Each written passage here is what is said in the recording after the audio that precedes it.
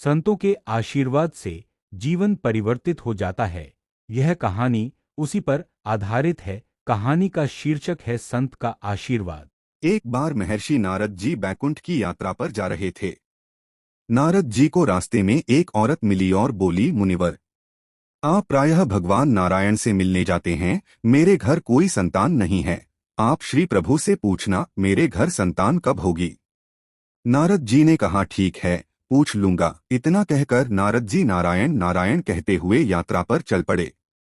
बैकुंठ पहुंचकर श्री नारायण जी ने नारद जी से जब कुशलता पूछी तो नारद जी बोले, जब मैं आ रहा था तो रास्ते में एक औरत जिसके घर कोई संतान नहीं है, उसने मुझे आपसे पूछने को कहा कि उसके घर पर संतान कब होगी। नारायण बोले, तुम उस औरत को जाकर बोल देना कि इस जन्म में उसके भाग्य में संतान का सुख नहीं है। नारद जी जब वापस लौट रहे थे तो वह औरत बड़ी बेसब्री से नारद जी की प्रतीक्षा कर रही थी। औरत ने नारद जी को देखते ही उन्हें से पूछा कि प्रभु नारायण ने मेरे प्रश्न का क्या उत्तर दिया। इस पर नारद जी ने कहा, प्रभु ने कहा है कि आपके घर इस जन्म में तो कोई संतान नहीं होगी। यह सुनकर औरत दहाड़े मारकर रोने लगी। नारद जी भी चलते बने। कुछ समय बीत गया। गांव में एक बुजुर्ग संत मधुकरी के लिए आए और उन संत ने उसी औरत के घर के सामने खड़े होकर मधुकरी के लिए आवाज लगाई। संत की आवाज सुनकर वो बांझ औरत मधुकरी के लिए भोजन ले आई। भोजन पाकर संत ने उसे पुत्रवती होने का आशीर्वाद दिया और जैसा उस संत ने कहा था वैसा ही हुआ। कुछ समय पश्चात उस औरत के घर एक बेटा पैदा हुआ। उस औरत ने बेटे की खुशी में साधु संतों में भोजन बांटा और ढोल बजवाए।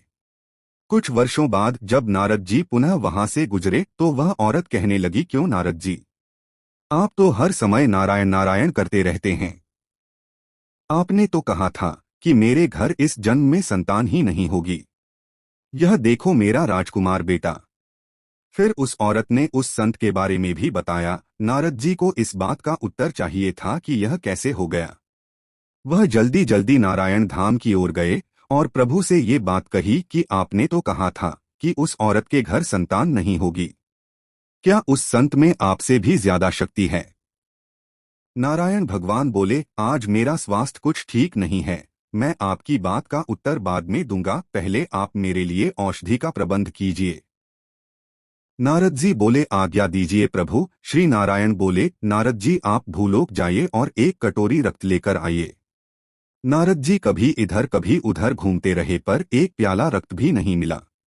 उल्टा लोग उपहास करते कि नारायण बीमार हैं। आखिर चलते चलते नारद जी किसी जंगल में पहुंचे।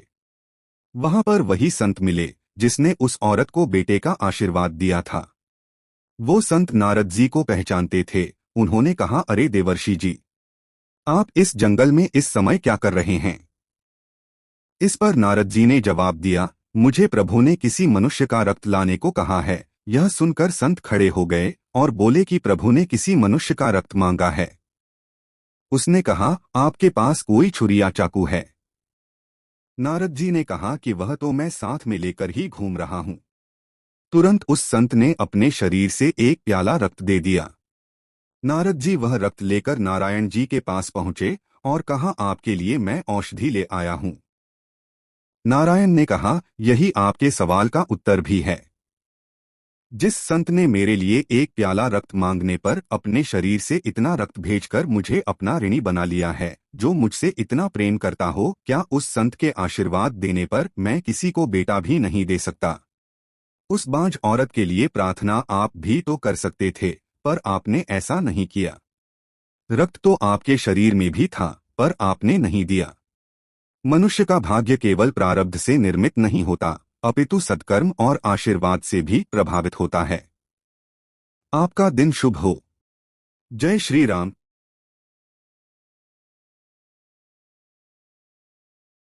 इसी तरह के अन्य वीडियो देखने के लिए मेरे चैनल को लाइक और सब्सक्राइब करें, साथ ही बेल आइकन को भी प्रेस करें ताकि आने वाली सभी वीडियो पहले आपको प्राप्त हो सके। धन्यवाद। ईश्वर की कृपा आप सब पर सदैव बनी रहे।